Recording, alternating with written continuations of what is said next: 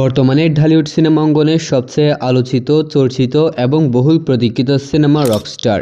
Because সিনেমাটায় প্রধান চরিত্রে অভিনয় করছে ঢালিউডের একমাত্র মেগাস্টার শাকিব খান। তো আজকের এই ভিডিওতে রকস্টার সিনেমার কিছু আপডেট শেয়ার করব, তাই ভিডিও শেষ পর্যন্ত অবশ্যই দেখবেন। ভিডিও শুরু করার আগে ভিডিওতে লাইক আর চ্যানেলটা সাবস্ক্রাইব করে রাখুন। তো চলুন এবার ভিডিও শুরু করি। প্রথমে পোস্টারটা নিয়ে কথা বলা যাক। রকস্টার সিনেমার টিম থেকে ড্রপ করা প্রথম পোস্টার সোশ্যাল মিডিয়াতে আগুন লাগিয়ে দিয়েছিল।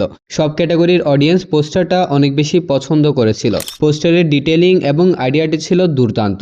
অন্যদিকে গত কয়েকদিন আগে রকস্টার সিনেমার সেকেন্ড পোস্টার ড্রপ করা হয়, যেখানে আমরা শাকিব খান এবং সাবেলা নূরকে দেখতে পাচ্ছি। এই পোস্টারটা যেই সিন থেকে রেডি করা হয়েছে সেটার একটা ফুটেজ গত কয়েকদিন আগে লিক হয়ে গিয়েছিল, যার কারণে পোস্টারটা নিয়ে মানুষের মধ্যে অতটা পজিটিভিটি দেখা যায়নি। তাছাড়া পোস্টারটার ডিটেইলিং ছিল একদম বাজে, কালার গ্রেডিং অতটাও ভালো ছিল না। তো এখানে প্রশ্ন হচ্ছে, তারা কি জানতো না এই টাইপের একটা পোস্টার দিলে সমালোচনা হবে? হ্যাঁ, তারা অবশ্যই জানতো। তারা জেনে শুনে এরকম একটা পোস্টার ডেলিভার করেছে, কারণ তারা হয়তো চাইছিল যে সিনেমাটাকে আলোচনা আর সমালোচনার মধ্য দিয়ে রাখতে। প্রথম পোস্টার ইতিমধ্যে আলোড়ন সৃষ্টি করেছিল।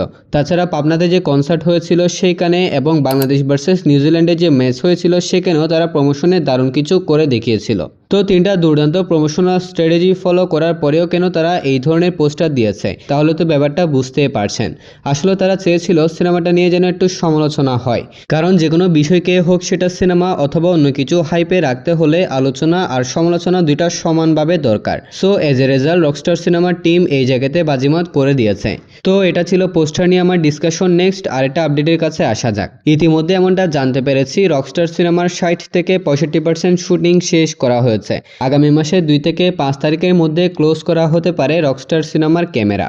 এরপর শুরু হয়ে যাবে সিনেমাটার পোস্ট প্রোডাকশন এবং প্রমোশন। সিনেমার তৃতীয় প্রমোশনাল ম্যাটেরিয়ালস হিসেবে আগামী 24 তারিখ রিলিজ পেতে চলেছে রকস্টার সিনেমার প্রথম গান। গানটার সম্ভাব্য টাইটেল হতে পারে তোমারই সাথে। তাছাড়া এই গানের সুর ও সঙ্গীত লিখেছে জাহিদ নীরব এবং কণ্ঠ দিয়েছে লং ডিস্টেন্স খ্যাত গায়ক অঙ্কন। পোস্টারের মাধ্যমে ব্যাপক সমালোচনা হলেও এবার গানের মাধ্যমে সেই সমালোচনাকে ওভারশেডো করে সম্পূর্ণ ফোকাস আলোচনায় নিয়ে আসতে চলেছে রকস্টার সিনেমার টিম।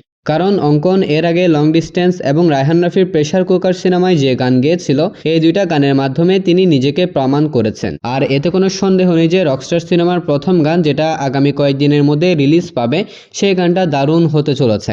অন্যদিকে সিনেমার এখনো পর্যন্ত 40% শুটিং বাকি রয়েছে, যেগুলো অল্প কয়েকদিনের মধ্যেই শেষ করে নেওয়া হবে। যদি পরিকল্পনা অনুযায়ী সবকিছু ঠিক থাকে তাহলে সিনেমা রিলিজের 20 দিন আগে শুটিং শেষ করা হবে। যদি 20 থেকে 15 দিন আগে শুটিং শেষ হয় তাহলে প্রমোশনের জন্য দারুণ একটা সুযোগ পেয়ে যাবে তারা। এটাকে দারুণ সুযোগ বলছি কারণ শাকিব খানের বিগত যে কয়টা সিনেমা এসেছে প্রত্যেকটা সিনেমাই ভালো ডিরেক্টর দ্বারা পরিচালিত হলেও তারা কেউ প্রমোশনে প্রশংসিত কিছু করে দেখাতে পারেনি।